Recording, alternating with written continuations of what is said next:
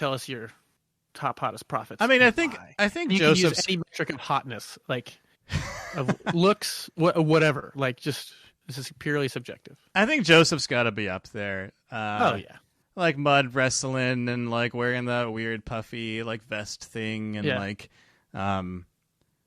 he's just one of the lads, you know, like playing that stick game and all those movies and like just seems like a rough and tumble good time. You can't start a millenarian cult religion that includes polygamy in any way if you can't get it without having some charisma and presence. Swag.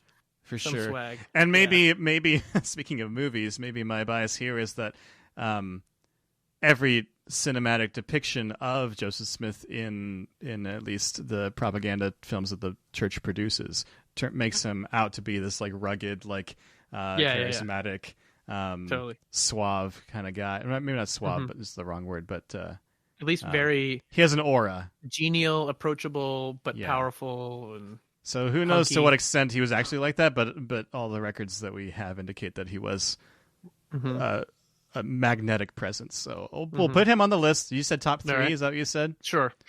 I'm looking at a picture of Lorenzo Snow and that freaking beard, man. It's a good beard. Well, although Joseph F. Smith has a hell of a beard too. Yeah.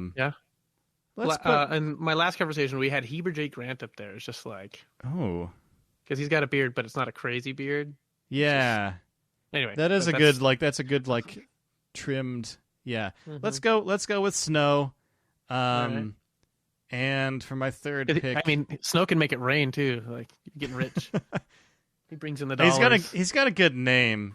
Like, it's good to be named after a climatological. It's good to be named after a college in St. George. It's good to be named after a euphemism for cocaine.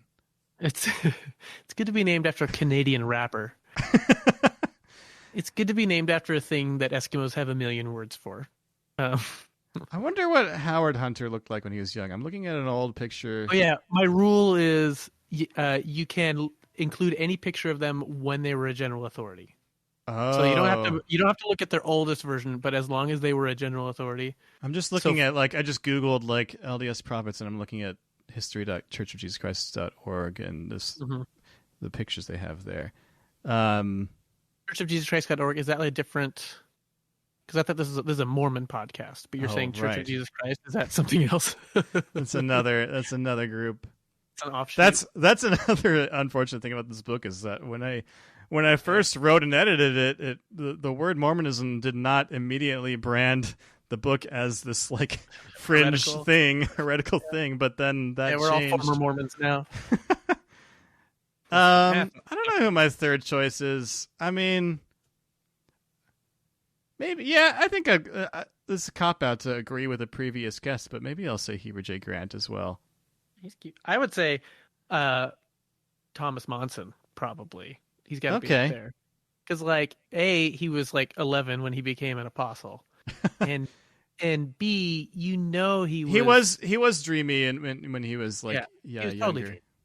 Plus, if you think about it, all those stories of him being the bishop of that ward with 1 million widows, this is right after World War II. So were they old ladies or were they contemporaries? And he was just hey, ladies. Anyway, just surrounded by the ladies. I have a hard time thinking of Thomas Monson as hot because my image of him in my head is just that that whistly voice, long rambling stories. He strikes me as rest in peace, but very boring. There'd be he doesn't strike me as dynamic. Maybe he was when he was younger, but you know what I mean. Someone super into him would be like, "Hey, Tommy," and he'd be like, "This reminds me of a time," and they're like, "Oh," they roll their eyes. A friend said "Hey" to me once. It was 19. I remember the first time I kissed a girl.